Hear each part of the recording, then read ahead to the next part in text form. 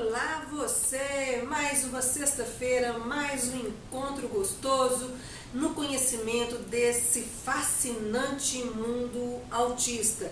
Eu, a jornalista Selma Sueli Silva, e ele, Victor Mendonça, escritor e autista. Pois é, antes de começar com o nosso tema de hoje, vamos mandar um super abraço para a cidade de Montes Claros, que nos acolheu de maneira maravilhosa quando a gente, convidados que fomos pela Clínica Ser, da fonoaudióloga Monique Fernandes, falamos lá para mais de 400 pessoas. E foi maravilhoso, eu fiquei encantado com a cidade. Gente, tudo que um autista tem medo como desafio aconteceu. Muita gente, muito ruído, muito entusiasmo.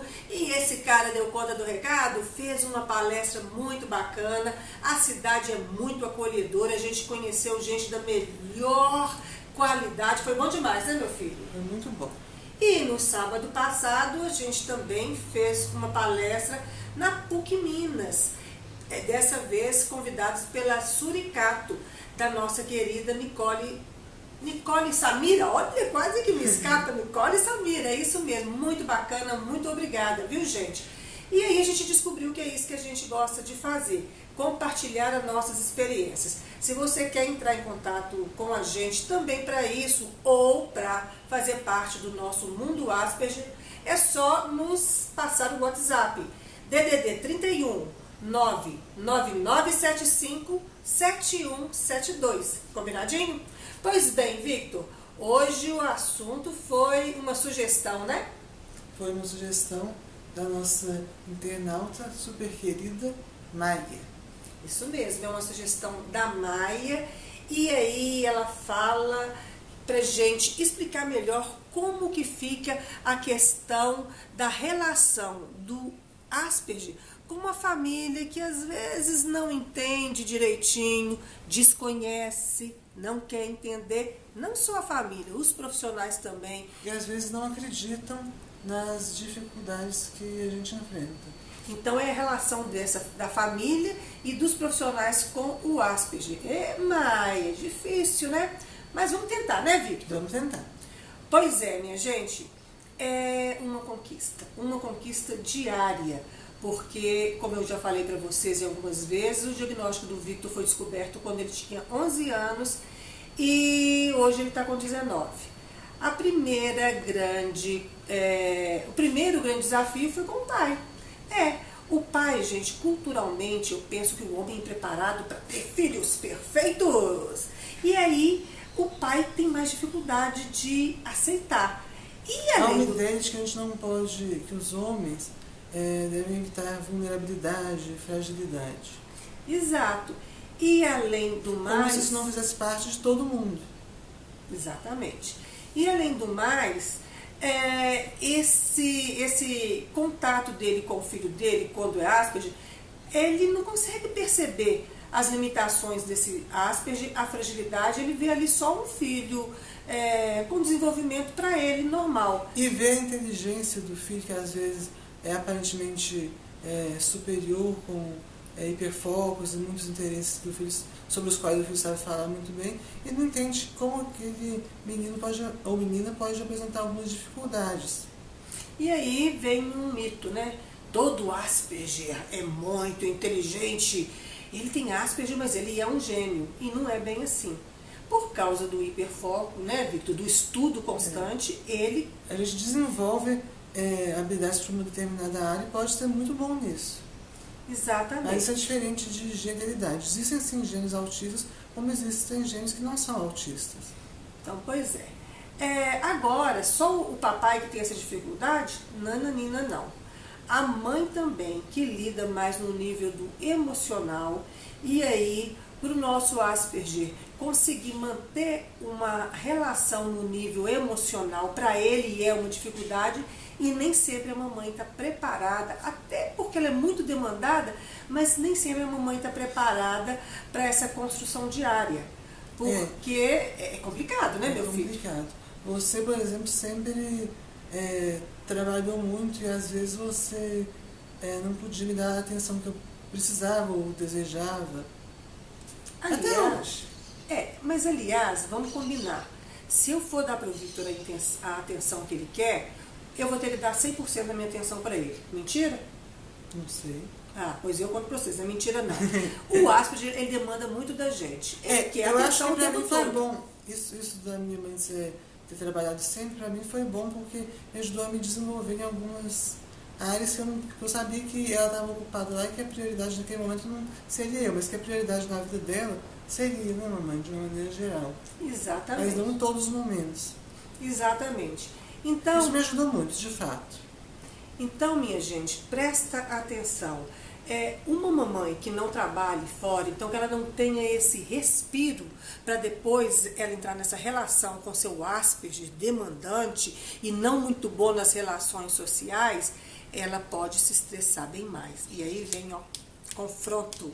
Pensa bem se for uma mãe e uma filha. Já tem a relação complicada mulher com mulher. Se for a mãe e o filho, ele tende, em alguns momentos, a ser agressivos com a gente, com palavras, com gestos. Então, a gente tem que saber onde para a síndrome e onde está o filho da gente, porque nem tudo é síndrome e nem tudo é o filho da gente, que a gente pode dizer assim, ele faz isso porque ele quer, se ele quiser, se ele conseguir controlar. Nem sempre é assim. É um erro, né, meu filho? Porque eu fico imaginando que algumas, por exemplo, aí, Maia, eu já estou pensando em pai e mãe, mas tem também relação com outros parentes.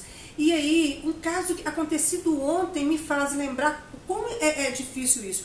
O Victor estava relacionando com uma pessoa da nossa família que está sempre aqui. Essa pessoa o abraçou e foi direto brincar na orelha do Victor. E o Victor já falou, a minha orelha tem uma sensibilidade que eu não gosto que toque nela. É horrível, é terrível. Eu que já estudei, sei que chega a doer, né? Não é uma coisa que eu posso me esforçar e vou dar conta, eu simplesmente não dou. E aí eu falei novamente para essa pessoa, não faz isso, ele não dá conta. Essa pessoa que convive sempre com a gente falou assim, se ele se esforçar, ele dá. Essa pessoa ama o Victor, essa pessoa é uma pessoa dedicada. Eu só estou querendo ilustrar com isso o quão difícil é o neurotípico, mesmo quando ele é familiar, se tocar que ele está diante de uma pessoa diferente dele e raciocinar fora do padrão dele. Né? Exatamente. Como quem diz, se você quiser, você pode ser mais educado. Se você quiser, você pode fazer um esforço e ficar um pouco mais aqui na sala com a gente. Ou quando eu descobri, eu fui diagnosticada aos 11 anos e aos 13 eu fiquei sabendo que eu era autista. E aí foi libertador em alguns pontos, eu sabia que algumas coisas eu não dava conta de fazer. Como, por exemplo, amarrar um sapato. Então eu virei para uma pessoa da minha família uma vez e falei com ela, nossa, descobri porque eu não consigo amarrar um sapato, eu sou autista, eu tenho dificuldades motoras. E ela, aí pra quê? Foi um discurso assim terrível. Não, você tem que dar conta, você tem que se esforçar, você não pode... Tem que se superar. Você não pode usar isso como bandeira. Isso é uma coisa que eu acho que todos nós autistas, ainda mais o autismo leve, que na verdade de leve não tem nada, a gente enfrenta. Pois é, percebam que a pessoa da família, ela quer ajudar. Ela quer fazer aquela pessoa se superar nos seus limites. Como a deficiência do autista não é visível, ela pensa que é simplesmente um obstáculo do neurotípico. Se esforce, se você não consegue hoje, amanhã você pode conseguir.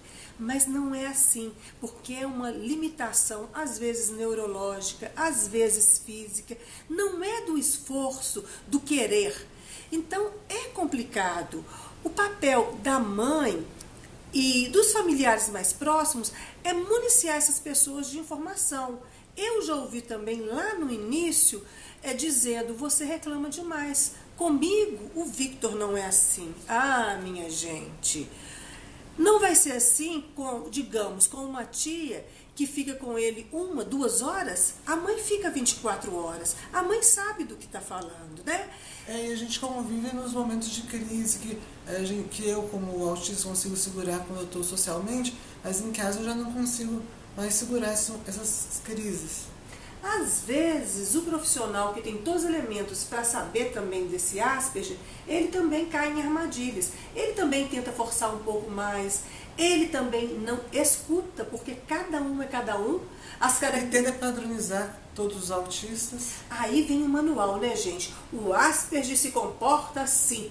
Aí ele pega aquele ser humano que está diante dele e tenta enquadrar num desses itens que está lá no manual. Não é assim. E às vezes não dá a oportunidade de o Asperger se expressar e mostrar que no caso dele é diferente, com uma maneira diferente de perceber e de lidar com isso.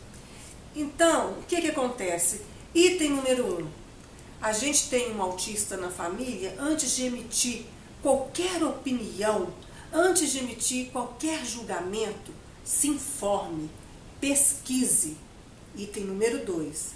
Tendo se informado, tendo pesquisado, não se esqueça que aquela pessoa que está à sua frente não é o Asperger, não é o autista, é o Victor que tem Asperger. Então aí eu vou lidar com o Victor que tem Asperger. Com aquelas informações de Asperger, eu vou descobrir o Victor, porque cada um é cada um. Então aquela regrinha básica que eu e o Victor, a gente exercita isso muito na nossa religião, vale para qualquer situação. Prezar o outro sempre. Aí diminui a margem de erro. Por hoje é isso, não é, meu filho? Isso mesmo. Então tá, minha gente, a gente já deu uma dica que nossos próximos temas serão seletividade alimentar e sexualidade. Tem algum comentário? Alguma pergunta? Deixa aqui, dê o seu like, se inscreva no nosso canal ou mande o seu WhatsApp 31 99975 7172. E a gente continua por aqui, juntinhos, porque é bom Demais.